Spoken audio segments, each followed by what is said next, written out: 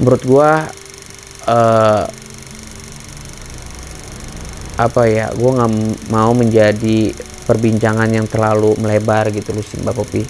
Biar gue aja yang tahu apa yang sebenarnya terjadi. Karena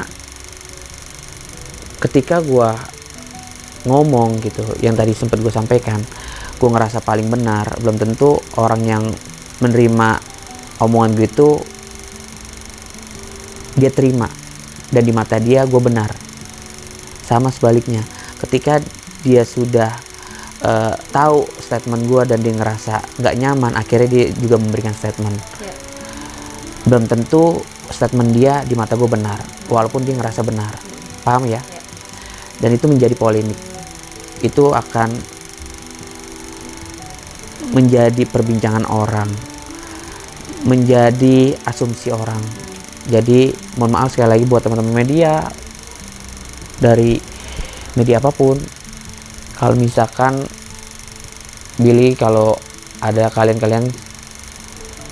kalau menanyakan soal hubungan tuh selalu menghindar, karena gak mau hal-hal yang tidak diinginkan terjadi. Gue gak mau orang-orang berpikir negatif terhadap seseorang gitu sih.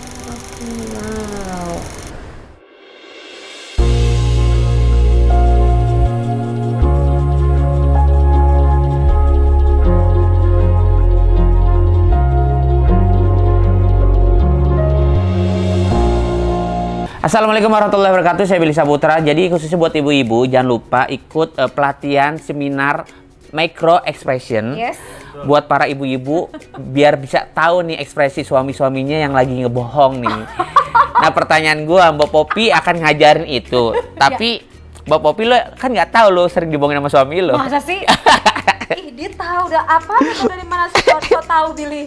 Dari mana nggak bisa? Jadi buat kalian semua jangan lupa ikutin pelatihan seminar micro expression.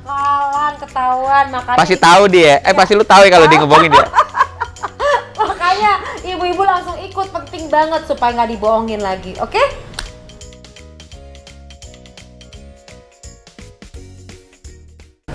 Ini pendewasaan banget dan bijaksana ya. Jadi gue nih yang bisa ngelihat progresnya Billy dari hari ke hari gitu kan, secara psikologis maupun dari ekspresi ya.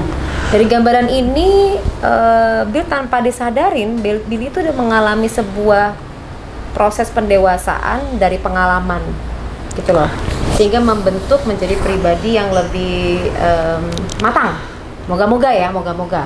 Amin. Lebih matang lagi. Nah kalau udah lebih matang lagi mengalami tantangan kehidupan, jadi besok kalau ada masalah, oke, saya tahu tekniknya begini, saya tahu tekniknya begini gitu loh, lebih dewasa banget. Cuma tadi ya Bill ya, prosesnya ini moga-moga nggak terlalu cepat gitu loh Bill, ngerti gak sih? Pada saat ditempa untuk dewasa tuh kan dipaksa untuk cepat dewasa, sehingga Billy nggak ada waktu untuk menarik napas. Orang tuh kalau pada saat dikikis nih untuk menjadi lebih bijak nih, kalau pemimpin misalnya dikikis, ditempa, diasah kiri kanan akhirnya membentuk jadi sosok pribadi yang gemilang nih gitu kan, berkilau. Tapi kadang-kala nggak sempat untuk naik napas dia. Naik napas tuh artinya gini, oke, ngerti gak sih? Baru coba dikikis terus, kasih kayak napas gitu. Baru dikasih wanita, datang lagi, beng. Nah itu tuh butuh waktu, bukan butuh waktu ya, butuh refreshing, butuh untuk nggak berada di posisi itu, untuk bisa cerita, butuh untuk melepaskan unek-uneknya, bukan cerita sama orang ya, artinya mungkin sekedar pergi, sekedar mengalihkan dari beban yang ada. Itu biasanya kegiatannya apa? Yang pertama, gue selalu memberikan statement gue ketika gue udah pusing untuk merefresh lagi otak gue. Mohon maaf bukannya sombong ya, gue tuh harus keluar negeri. Itu memang benar-benar terbayar Mbak Popi, gitu loh. Ketika ketika mumet di Indonesia dengan pekerjaan, dengan apapun itu, even gue cuma ke Singapura doang. Pokoknya keluar negeri gitu loh. Pokoknya beda dari karena apa? Karena mungkin pemberitaan tadi ya. Pemberitaan Indonesia tadi ya. Iya, mungkin. Berada di luar negeri itu nggak dikenal sama orang. Enak banget. Karena banget. Refresh gitu. Refresh. Oke. bener banget. Walaupun cuma Malaysia atau Singapura katakanlah. Cuma itu doang. Karena nggak dikenal sama orang tadi ya. Yes. Oke. Itu. Nah sekarang kan COVID nggak bisa. Maksud gue gini, oh iya, kalau ngomongin masalah COVID, karena memang COVID 1 tahun belakangan ini gue sama sekali nggak bisa keluar negeri. Karena gue selalu bilang sama teman-teman, gue pokoknya 1 tahun itu paling sedikit 2-3 kali keluar negeri. Karena untuk merefresh otak gue ini. Kalau nggak kan bisa seri sakit. Gue tuh kalau udah pusing banget, nginjek aja nih keluar negeri, terus gue tuh nggak jarang main sosial media di luar negeri. Ya, posting-posting. Iya, bener-bener pengen, wah, apa sih rasanya? Mungkin lebay kali gue ya. Tapi coba deh kalau lo rasain perbedaan. Karena kan kita udah kerja di sini dengan ada media sosial yang huru-hara, pro dan kontra, ini itu segala macam. Ketika dulu nggak ada sosial media dan lo mempunyai masalah, otomatis lo nggak akan bercerita di sosial media, bahkan orang lain pun nggak tahu kan permasalahan lo. Nah ketika lo mempunyai media, ketika sekarang ada media, lo punya masalah dan lo akan mengungkapkan di media sosial, itu akan menjadi besar. Nah justru itu sebaik-baiknya mendingan kita diam, kita legowo, kita sabar. Nah justru itu banyak masukan-masukan yang baik-baik terhadap gua gitu loh. Makanya gue mikir ulas kembali apa masukan-masukan yang positif yang gue terima. Maka justru itu yaudah, ya gue nggak mau orang sampai tahu perihal gua, pribadi gua, apa yang sebenarnya terjadi. Ya nggak cuma main sekarang, sama yang kemarin-kemarin juga gue nggak pernah cerita gitu loh. Apa masalahnya, apa problemnya yang selama ini orang nggak tahu gitu loh. Berarti Bill, kalau kayak begitu nggak mudah ya jadi artis ya Bill? Ya Allah Mbak Popi. Biasa aja narik napasnya. Gatel. Stres banget. Orang di luar sana yang belum jadi artis mungkin pengen jadi artis. Ya karena netizen pada bingung nih. Karena mungkin wah artis ini uangnya banyak, terkenal, tapi kan ada konsekuensinya. Sama seperti gua udah jadi artis. Aduh, pengen nih jadi pengusaha. Otomatis kan pengusaha itu ada konsekuensinya. Sama seperti pengusaha pengen jadi artis, semua ada konsekuensinya. Ya intinya bersyukur aja, nggak mudah semua itu. Nah berarti kalau misalnya dulu kita ngelihat almarhum, lagi-lagi nih, almarhum Olga, kan dikenal semua orang tahu. Contoh, nih gue kasih contoh, kan? gue kasih contoh lagi nih, almarhum. Waktu gue nyetirin almarhum, 9 tahun lalu, nyetirin kemana-mana, nyetirin almarhum. Ada orang yang minta foto sama almarhum. Aduh capek, ntar dulu deh. Terus gue sebagai adiknya yang belum jadi artis, lagi nganterin lagi tuh. Yoga kok nggak mau foto? Yoga lagi capek Bang Billy. Terus dalam hati gue lagi, padahal dipoto-foto sama orang enak banget ya, terkenal ya. Tapi kan yang dirasain sama almarhum kan titik capeknya udah terasa. Dia sudah menjalankan apa yang dia sudah jalankan. Dia udah sekian tahun. Ya memang dia nggak mau foto, mungkin lagi kondisi lagi capek. Waktu gue belum jadi artis, gue pengen banget siapa sih yang mau minta foto, sini ayo, sini foto sama gue foto. Nah ketika gue sudah merasakan sama seperti kayak almarhum di posisi yang sama, gue pernah kejadian seperti itu. Itu makanya yang ingin gue bahas. Ketika gue udah capek, udah lelah, ada orang minta foto, ya capek. Bukan karena lo jutek, bukan karena sombong. Makanya justru itu buat orang-orang, ketika ada artis yang kalian mau minta foto dan dia nggak terima atau apapun itu, jangan kalian bilang langsung sombong. No, kalian nggak tahu apa yang dia rasakan, kalian nggak tahu apa yang sebenarnya terjadi. Entah ada kejadian masalah keluarga, entah pikiran ini, entah pikiran itu, segala macamnya. Kalian tuh jangan langsung menerima mentah-mentah apapun yang kalian langsung lihat. Apa bahasanya? Kalau ngelihat langsung first impression ya, apa bahasa itu? Contoh, gue nggak kenal sama lo sama sekali. Dasar nih. Tiba-tiba kita duduk di, misalkan contoh di mall, kanan kiri. Gue artis, gue nggak kenal lo. Ngapain? Lo bilang sombong banget sih. Ya sombong dari mana, orang kita nggak kenal. Maka gitu. Maka nggak tahu. Kita kan nggak tahu gitu. Oke, nah. Kan makanya lu langsung ngejudge gitu aja kan? Biasanya kan kayak gitu kan, nih soalnya artisnya lewat gitu aja sih. Terus kita, Iya, itu gue sama yang gue alami. Ya kan, hai Bang Billy, kan lu lewat gitu kan, emang nggak kenal kan? Iya. Terus tiba-tiba langsung, besoknya masuk dong dalam media sosial, ya kan? Ngomong, komentarin, lagi tuh ketemu jutek banget sih gitu kan? Nah, berarti sekarang lo kalau ngeliat kayak gini nih, netizen nih, melihat tanpa dia bisa memahami apa yang terjadi. Ada nggak yang ini disampaikan atas sebuah apapun yang dilihat sama idolanya? Kan tiap orang masing-masing ada idola masing-masing dong. Ada yang idolain si A, ada yang idola si B. Nah, ada nggak ingin ngasih masukan? Intinya kalau misalkan mendengar berita jangan ditelan mentah-mentah, itu yang pertama. Kalau bukan dari mulut orang yang bersangkutan, jangan mengambil analis sendiri. Contoh gini Mbak Popi, kalau gua nggak ngomong terus tiba-tiba netizen langsung menganalisa sendiri, wow Billy kan gini. Kalau misalkan gua udah ngomong, kalian baru mempercaya itu. Kalau kalian masih abu-abu, jangan langsung mengejudge, jangan langsung mempercaya itu. Contoh, ketika berita gua berkembang perihal hubungan gua sama si itu, wah ada yang bilang inilah, ada yang bilang itu. Orang di luar sana masih abu-abu karena belum keluar dari mulut gue pribadi. Kalau udah keluar dari mulut gue pribadi, baru orang langsung bilang, oh iya bener kan? Paham gak maksud gue? Ya, karena udah keluar statement dari mulutnya. Nah, bukan mengasumsi. Iya, walaupun memang kejadiannya seperti dalam pemikirannya. Ini misalkan. Tapi belum tentu. Nah, jadi jangan intinya perbincangan gue adalah kalian tuh harus menerima pesan. Kalau kalian ingin tahu apa yang sebenarnya terjadi, pesan langsung dari yang bersangkutan. Jangan menerima mentah-mentah, menelan mentah-mentah, apapun itu, soal apapun di luar masalah gua. Jadi sebaiknya gitu ya, terhadap artis ya, terhadap figur idolanya. Jadi jangan main asumsi apapun karena belum dapat statement dari yang bersangkutan. Ini berlaku juga nggak cuma di artis aja sih, Bill. Ini juga politik juga sama. Kalau belum dapat statement yang bener clear gitu kan, bisa asumsi salah gitu loh masyarakatnya, gitu kan. Terus kemudian masyarakat salah bisa dipelintir jadi salah persepsi.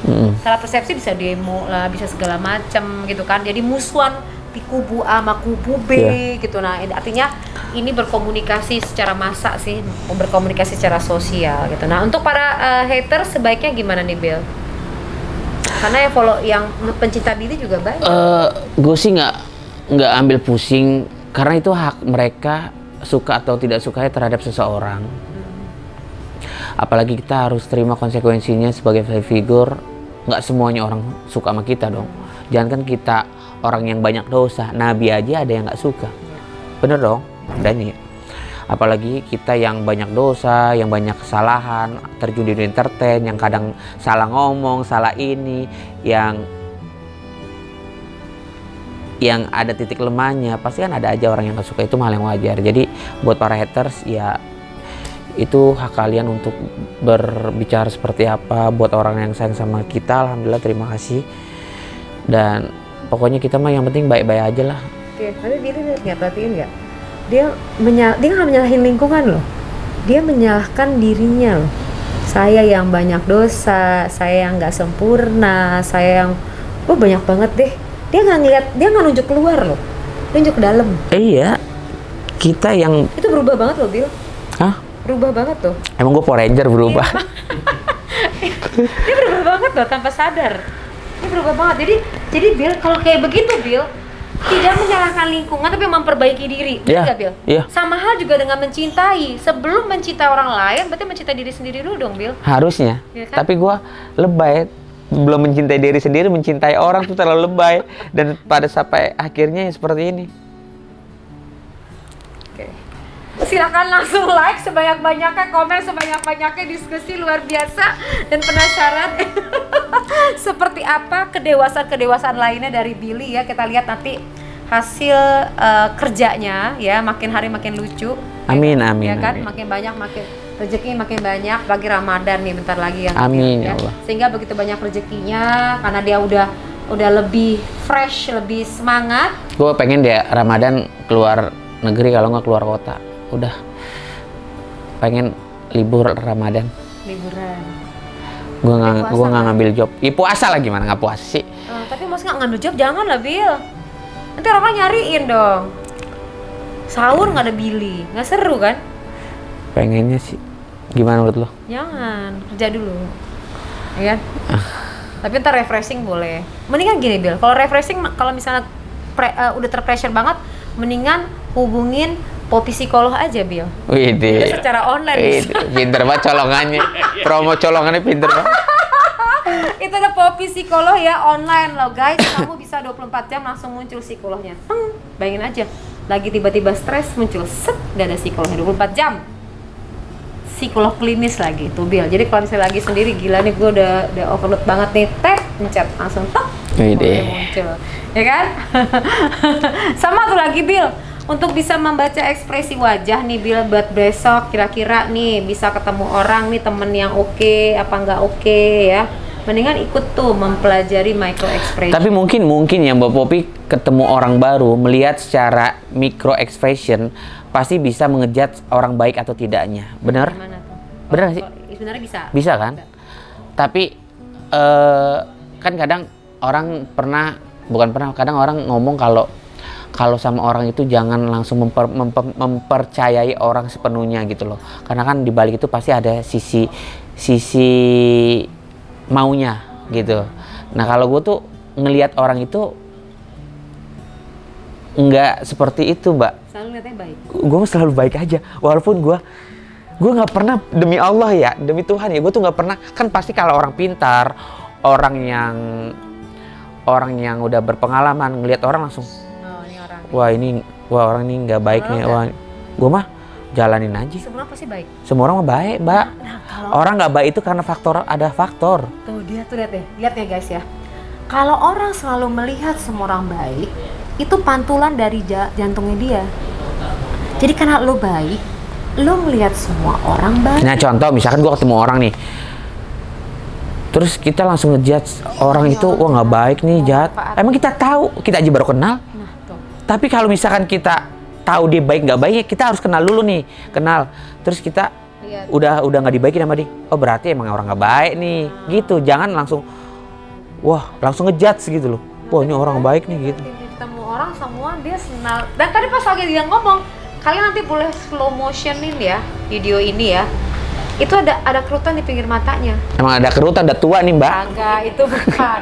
Biasanya kalau orang tiba-tiba dia excited sama sesuatu, dia ada kerutan menunjukkan bahwa itu bukan rekayasa. Berarti si Billy kalau ketemu orang dia pasti nganggap tuh sama orang baik. Baik lah. Iya kan? Pasti. Gua mah nggak ada kepikir. Takdir aja mungkin lu belum sama. Itu kan kebanyakannya begitu, takdir. Jadi karena si Billy selalu berpikir pikiran itu sangat didominasi sama perasaan.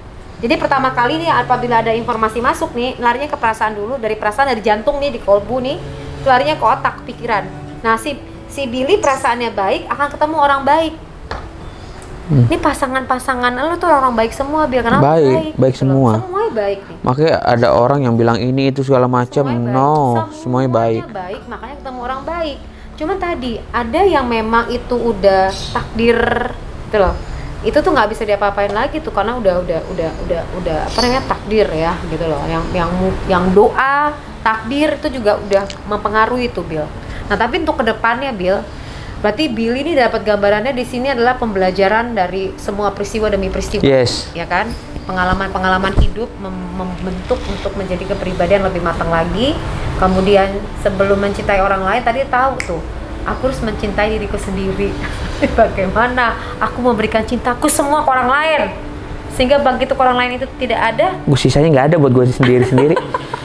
Semuanya udah gue kasih. Gimana mau mencintai diri sendiri? Orang mah ada lagu ya kan, diambil gitu kan, ada sisa setengah, dia enggak ya, diambil semua ya.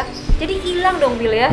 Tapi masih bisa lagi tumbuh lagi. Insya Allah akan tumbuh lagi. Karena cinta itu selalu bertumbuh pada saat orang itu selalu memberi. Oke, silahkan kasih komen sebanyak-banyaknya. Dan atas diskusi kita bicara mengenai kehidupan ya, kita nggak bicarain orang-orang, tapi kita bicara mengenai personality ya. Dan kalau ada tambahan lagi pertanyaan, diskusi apa sih buat Billy sebaiknya ke depan, silahkan dikasih komen di bawah ini. Terima kasih for sharing. Thank you loh, Bill. Thank you. Wassalamualaikum warahmatullahi wabarakatuh. Bye bye.